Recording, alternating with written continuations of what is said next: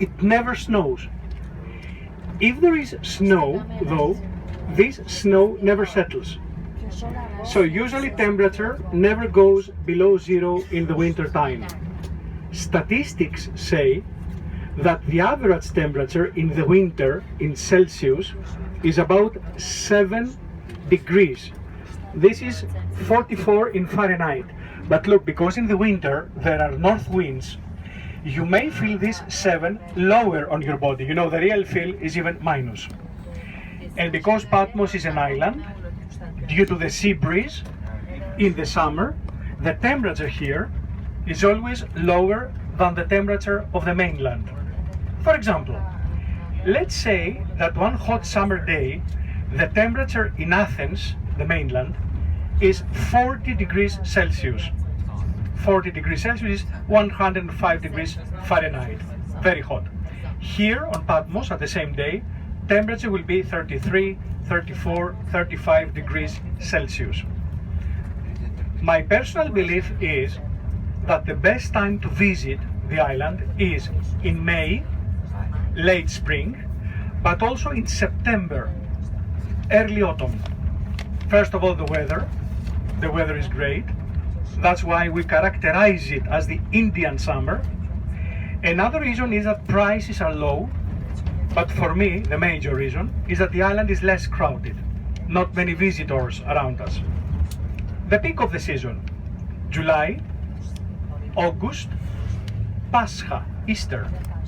Visitors are accustomed to coming with cruise ships, just like you. The first cruise ship arrival is always in March. The last cruise ship arrival is always in November. In December, in January, and also in February, which is the winter time here in Greece, no cruise ships at all. Many people claim that the main industry of this island is tourism. Of course, this is correct. The basis of the income of this island comes from our visitors, there is no doubt. But if at the same time you say that the island can also be characterized as a society of people who can live here self-sufficiently in the winter time, you are also correct. For example, some of the merchants keep their shops open in the winter, to serve the rest of the locals. The fishermen, the farmers, cucumbers, very small tomatoes, the cherry tomatoes, grapes, figs, melons, watermelons, some of the local products. Not in large quantities though. That's why some of the vegetables and the fruits come from the mainland. Shepherds work here, mainly goats. There is also a very delicious honey from the eucalyptus trees. That means that also beekeepers work on the island. Some others work in the banks, in the post office, policemen, port policemen, teachers, professors, doctors. People build houses here, so building contractors, builders, architects, designers, civil engineers, plumbers, electricians, carpenters. All these professions indicate that Patmos can also be characterized as a society of people who can live here self-sufficiently in the winter time.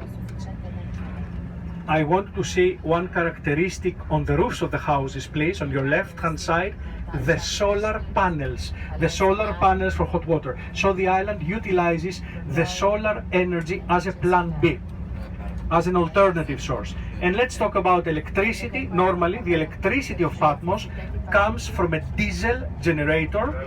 The island also utilizes the power and the energy of the wind as a plan B.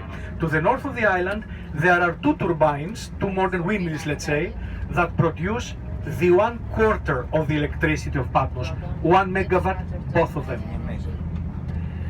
My dear group, if you want to repeat your visit, coming here again, individually or in groups, you have to choose between options.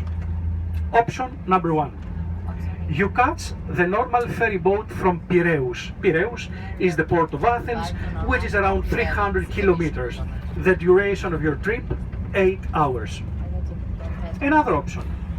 You catch the flight from Athens to the nearby islands that have got an airport.